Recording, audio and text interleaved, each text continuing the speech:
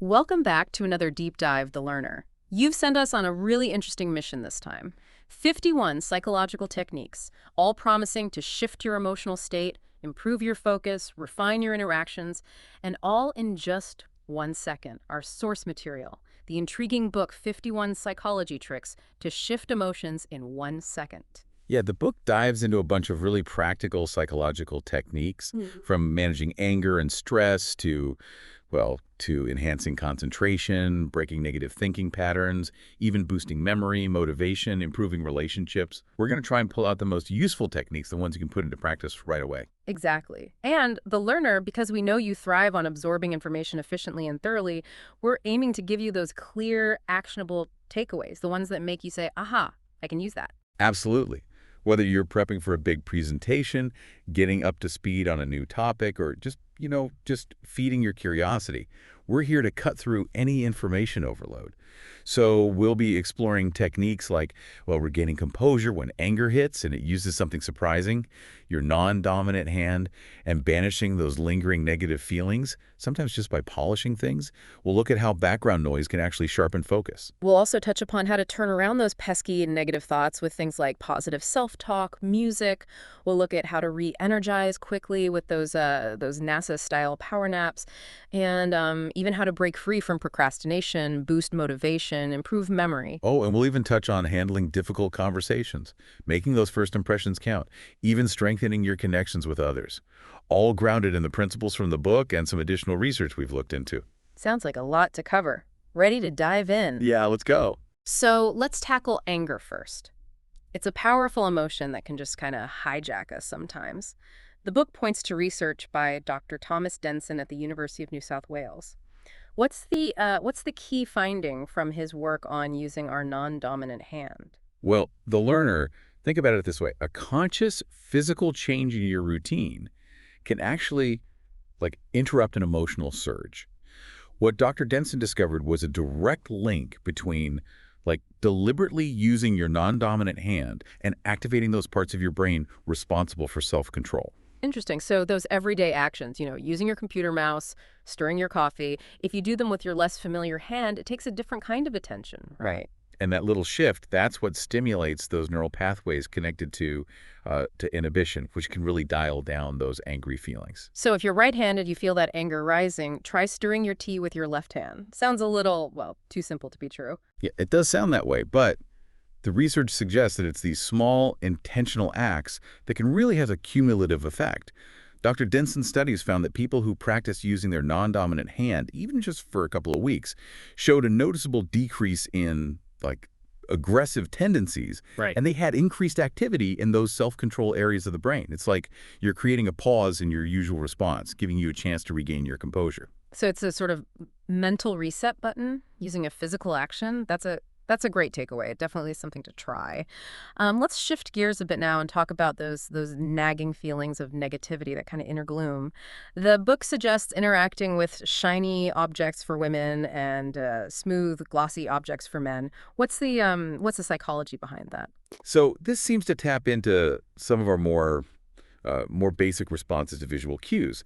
The idea is that for women, the attraction to things that sparkle and shine, that might trigger a bit of euphoria, temporary mood lift linked to a feeling of well-being.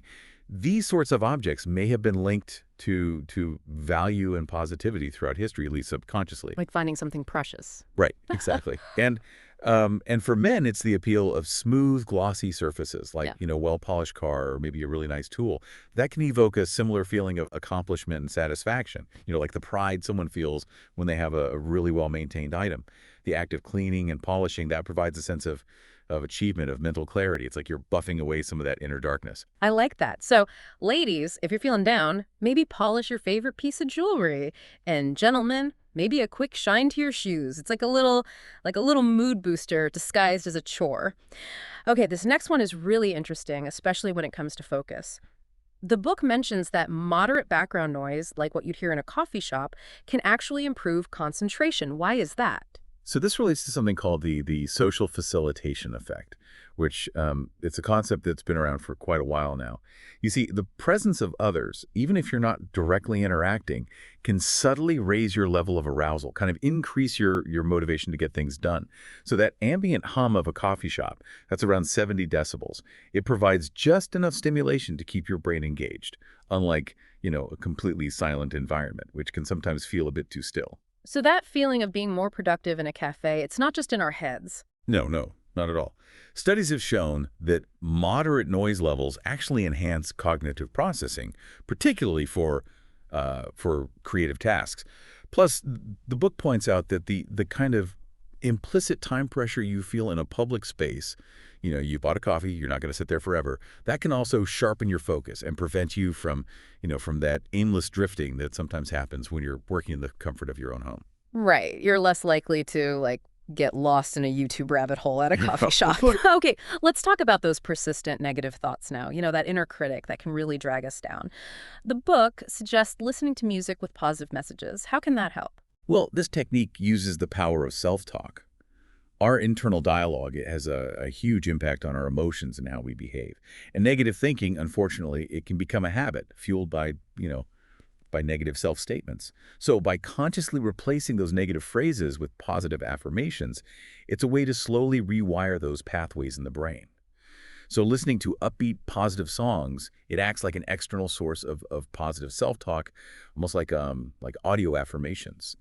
And over time, that repeated exposure to positive messages can shift your internal dialogue to a more optimistic one. So it's like using optimism as a soundtrack to drown out that negativity. Yeah, exactly. And singing along, even just humming, that can really reinforce those positive feelings, help break that cycle of negative thoughts. Okay, let's switch gears again. Let's talk about a quick mental recharge. The book mentions those NASA-style power naps. What makes those so effective? So the key here is timing.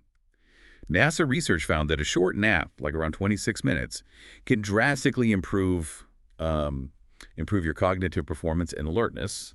And the ideal window seems to be between 15 and 25 minutes, the book suggests around 20.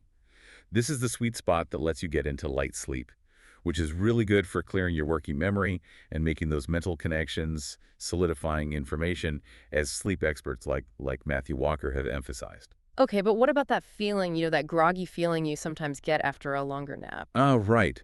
Well, when you nap longer than 30 minutes, you're more likely to enter those deeper stages of sleep. And waking up from deep sleep, that's what can leave you feeling more tired and disoriented than before you even napped.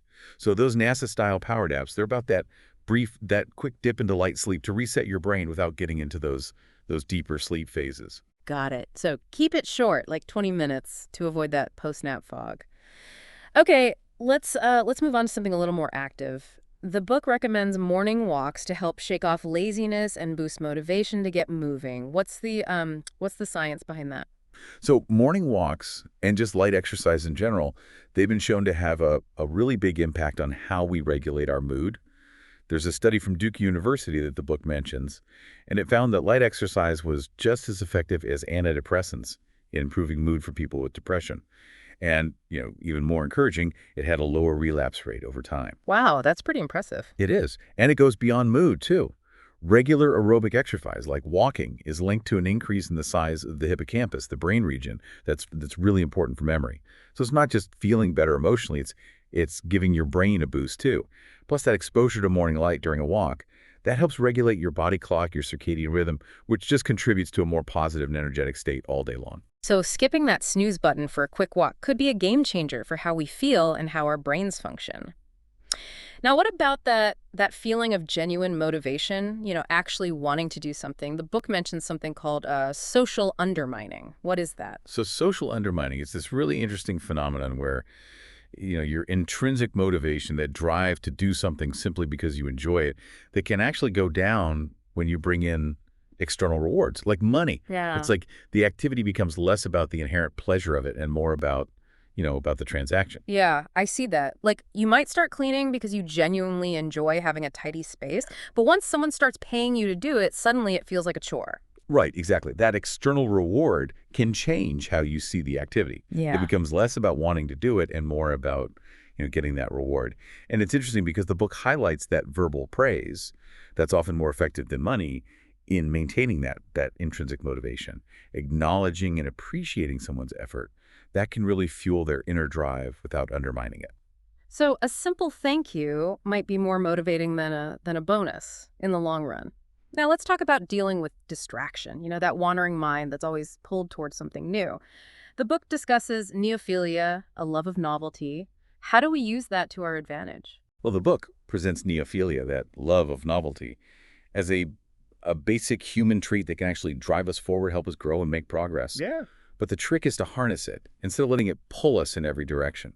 And the key to that seems to be cultivating a mindful curiosity, actively seeking out new experiences, being open to unexpected detours, acting on those positive impulses, within reason, of course, finding wonder in the small things, keeping an optimistic attitude. It's about turning that natural desire for the new into a positive force for learning and engagement. So don't fight that urge for something new, but try to direct it towards things that enrich our lives and help us learn. Okay, let's talk about sharpening our minds now, improving our memory. The book suggests reading aloud, particularly as if you're speaking to someone. Why is that so effective? Well, when you read aloud, you're engaging multiple senses at the same time. You're seeing the words, you're hearing yourself say them, and you're using your vocal cords and those facial muscles, to actually produce the sounds.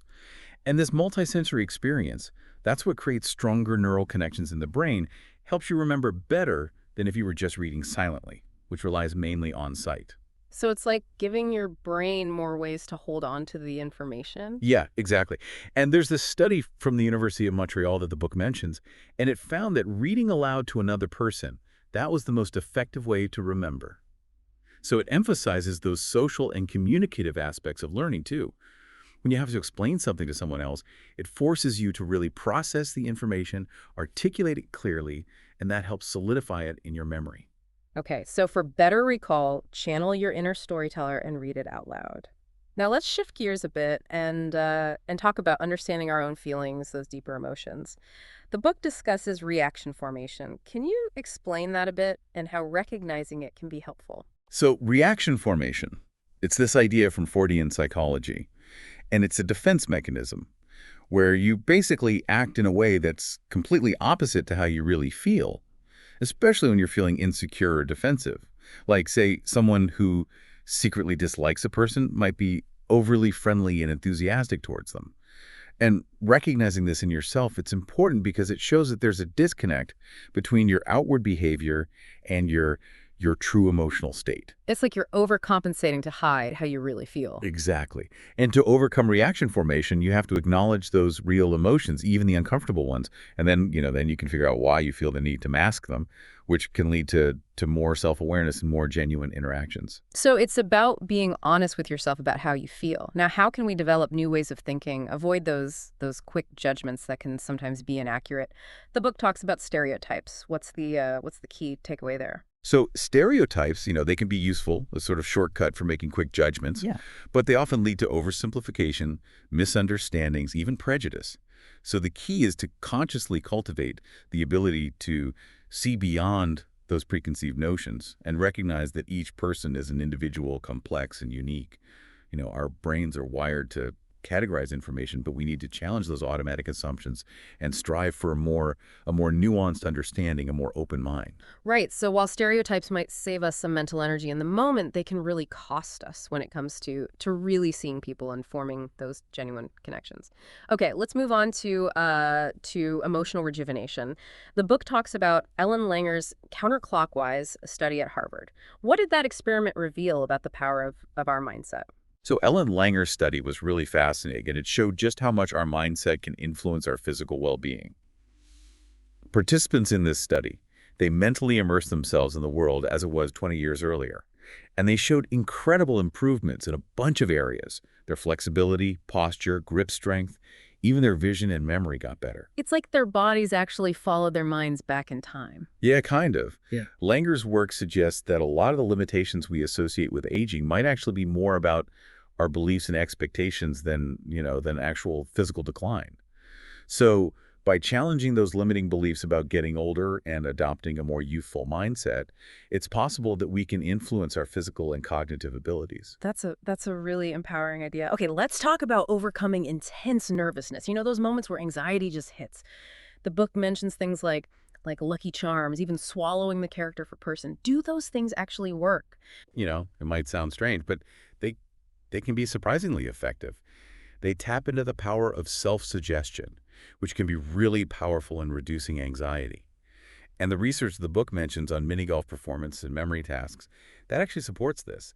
It's not necessarily about the object itself, the charm or the ritual, but more about your belief in its power. It's about creating a sense of control, fostering positive expectations when you're in a stressful situation. So it's kind of like the placebo effect in action. Yeah, in a way it is. Your belief in the ritual helps create a more positive mental state, which can directly influence how you perform and lessen those feelings of nervousness. As the book puts it, only those who believe will be saved. Now, how about breaking free from worry, that feeling of indecisiveness? The book recommends something simple, washing your hands and mouth. What's the connection there? Well, there have been studies at the University of Michigan that suggest those physical cleansing rituals, they can actually make us more confident in the decisions we've made. And they can help us stop dwelling on them after the fact. Yeah. And it might be because of that psychological association of cleanliness with purity, a fresh start. It's similar to purification rituals you see in different cultures, like in Shinto, where you wash before entering a sacred space. So it's a way to symbolically wash away the doubt. All right. That physical act of cleansing can create this mental sense of closure, make us less likely to second-guess ourselves. It's a surprisingly simple way to feel more in control of our thoughts. Okay, what about those nagging bad feelings, those premonitions? The book says they're often rooted in a kind of negativity bias in how our memories work. What's the best way to deal with them? So those bad premonitions, they often come from our tendency to remember those negative experiences more clearly than the positive ones. And instead of just ignoring those feelings, the book suggests acknowledging them, seeing them as potential signals to take some kind of proactive action. So say you have a bad feeling about a presentation you have to give, use that feeling as motivation to practice even more. If you have a premonition that your golf ball is going to end up in the water hazard, take an extra moment to really focus on your swing. It's about turning that negative feeling into a trigger for positive action instead of letting it become a self-fulfilling prophecy. So use those feelings as an early warning system and then take steps to prevent them from actually happening. Now, how can we express those inner thoughts? Sometimes they're kind of suppressed, and relieve the stress that comes with them. The book talks about the power of using paper and pen. So this is interesting. Physically writing down your negative thoughts on paper and then doing something destructive to that paper, tearing it up, throwing it away, even burning it safely, of course, that can be a really effective way to reduce stress. It's called expressive writing, and it creates this psychological sense that you're externalizing the stress, getting it out of your head, and then you're symbolically getting rid of it. It's like giving those worries a form, and then you can banish them. Right, exactly. And research has shown that even just a few minutes of writing about your negative emotions and then destroying the paper, it can shift your mood, make you feel less stressed.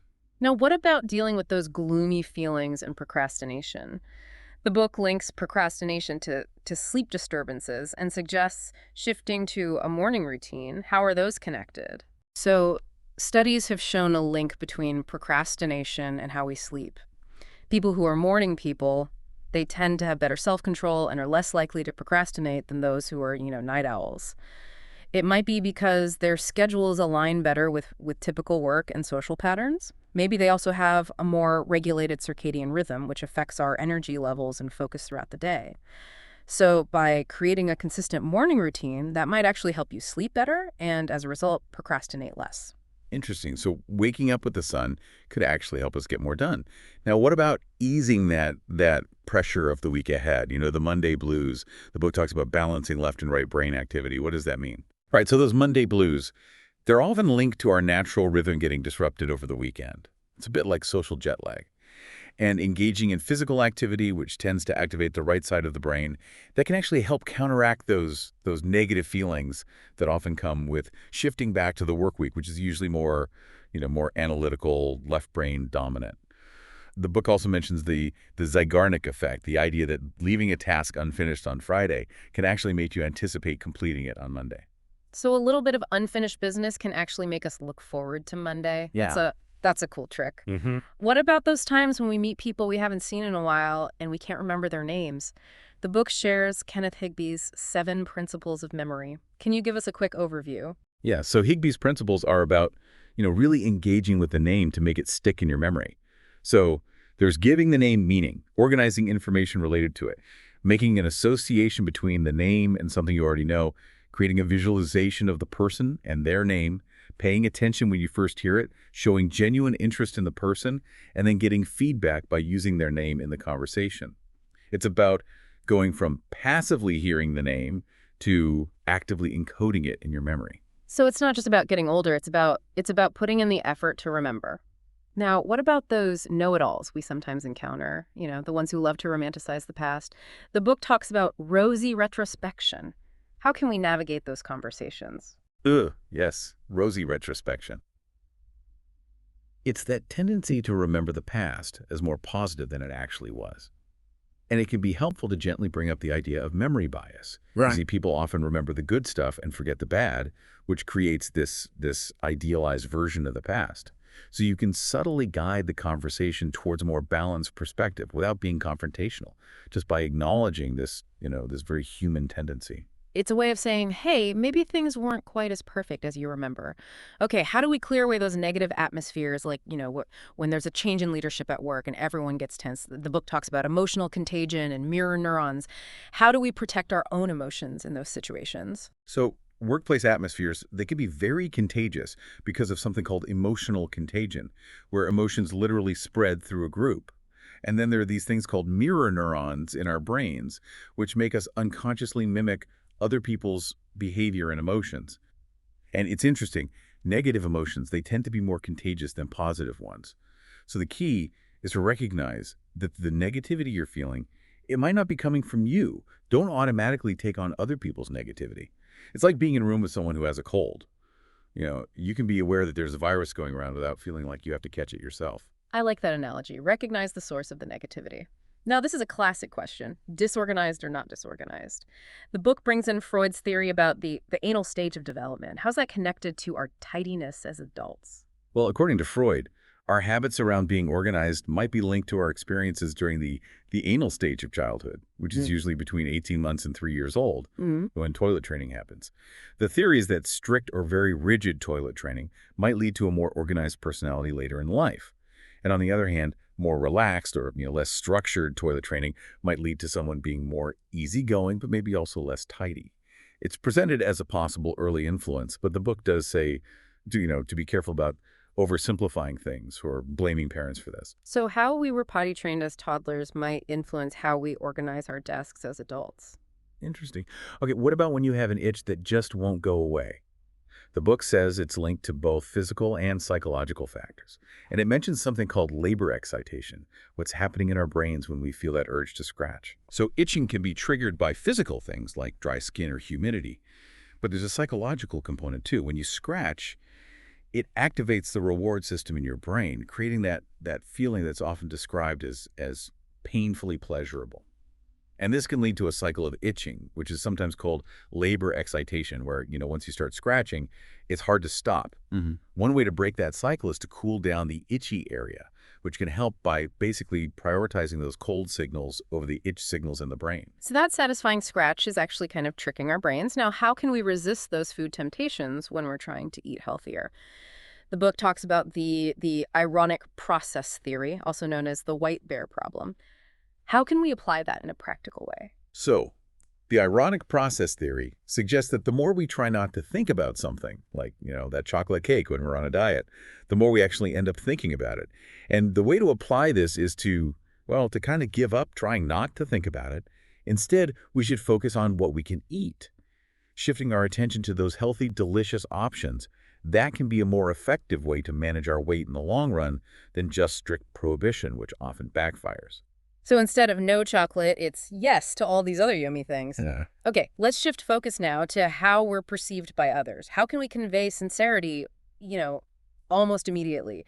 The book suggests wearing a wristwatch, even if we have a smartphone. Why would that make a difference? So there was this research done in the UK that found a link between wearing a wristwatch and scoring higher on traits associated with sincerity on personality tests. And people who wore watches were also more punctual. And the idea is that even though we have smartphones, wearing a watch signals that you value time, you're conscious of it. Hmm. And that can make other people see you as more sincere and reliable. It's possible that by adopting this little habit, you might actually start cultivating those traits in yourself too. Interesting. So a small accessory can actually send a bigger message about your character. Now, how can we avoid seeming boring, Yeah. become more likable in those social interactions? The book mentions the pratfall effect. How can we use that to our advantage? So the pratfall effect, it suggests that we tend to find people who are generally competent, but who occasionally make little mistakes more likable than those who seem perfect. Those little imperfections, they make you relatable, more approachable. But it's important to note, the book says there needs to be a baseline of competence for this to work. You can't just be messing up all the time and expect people to find it endearing. Right. So a few well-timed blunders can make us more appealing as long as we know what we're doing most of the time. How can we become someone who really, masters time? The book recommends switching from digital to analog clocks. How does that change how we see time? Well, analog clocks, they show us time as a segment of a circle, which can help us intuitively understand how much time has passed and how much is left in a given hour. And this visual cue can create a kind of gentle but persistent sense of urgency, which can improve our time management skills compared to digital clocks, which just show us the current time in numbers. Right. It's a more visual, continuous way to see time moving. Now, how can we avoid showing a weak will? How do we stick to our goals when we hit those setbacks? The book talks about the what the hell effect. What's the strategy for overcoming that? So the what the hell effect, that's when we tend to completely give up on our goals after one slip up. And the way to fight that is to not see progress as all or nothing. So instead of giving up after a minor setback, we need to adopt a mindset of immediately restarting. And we should focus on committing to the goal for short, manageable periods. The book suggests starting with just for 3 days to build momentum and avoid that feeling of failure that can trigger the what the hell response. So it's about embracing those little imperfections and getting back on track as soon as possible after a stumble. Now, how can we avoid being seen as someone who's easily taken advantage of? The book emphasizes the importance of managing our nonverbal communication, and it mentions Albert Mehrabian's research. What's the takeaway for us? So people who are too agreeable, who don't set clear boundaries, they can unfortunately be seen as easy to manipulate. In Albert Mehrabian's research, it showed that nonverbal communication, things like facial expressions, that's about 55%, and tone of voice, 38%, they actually play a much bigger role in how we express our emotions and how other people perceive us than the actual words we say, which is only about 7%. So clearly, communicating your boundaries, both verbally, with a firm no when it's needed, and non-verbally with things like direct eye contact and assertive facial expressions, that's essential if you don't want to be seen as someone who can be easily taken advantage of. So our no needs to be clear in our words and in our body language. Now, why do we often have that feeling of I don't look like that when we see photos of ourselves, especially those, less flattering ones like on a driver's license? The book talks about the self-enhancement bias. What's that all about? So the self-enhancement bias, it's this very common tendency we have to see ourselves as better than we actually are. And this applies to how attractive we think we are too.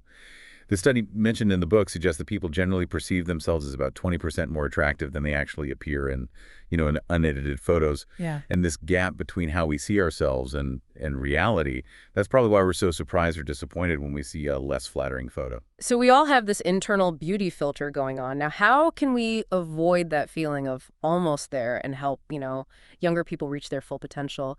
The book contrasts the Pygmalion effect with the Gollum effect. What's the difference, and what's the main lesson for mentors and teachers? Right. So the Pygmalion effect, it shows how powerful high expectations can be. When we truly believe in someone's potential and we let them know that, they're more likely to rise to the occasion. On the other hand, the Gollum effect shows how damaging low expectations can be. They can actually hold people back. So the takeaway from mentors, teachers, anyone in a guiding role is to focus on the potential of the people they're supporting, express belief in their abilities, and give specific, encouraging praise instead of just general positive feedback. Encouraging growth starts with fostering positive expectations. So our belief in others can actually help them achieve more. Now, how can we project a sense of presence? Make an impact when we're in a new situation? The book mentions the soundbite strategy. What is that? So the soundbite strategy is about creating a catchy nickname or a short slogan, like a key verbal phrase that people will associate with you. This can really boost your presence and make you more memorable. Think about the movie One Cut of the Dead. Its Japanese title was really catchy. Or the nickname Kimutaku for the Japanese celebrity Takuya Kimura. These things stick in people's minds. So it's about coming up with a short, easy-to-say phrase that people will remember when they think of you. It's like branding yourself with a memorable phrase. Now, how can we make ourselves seem more trustworthy when we communicate? The book suggests using coercive presentation based on the rule of three. What's the psychology behind that? So structuring your message around the rule of three can make it more persuasive and trustworthy. Our short-term memory, it can only hold about 3 or 4 things at a time. And the number 3, it suggests completeness, stability, objectivity.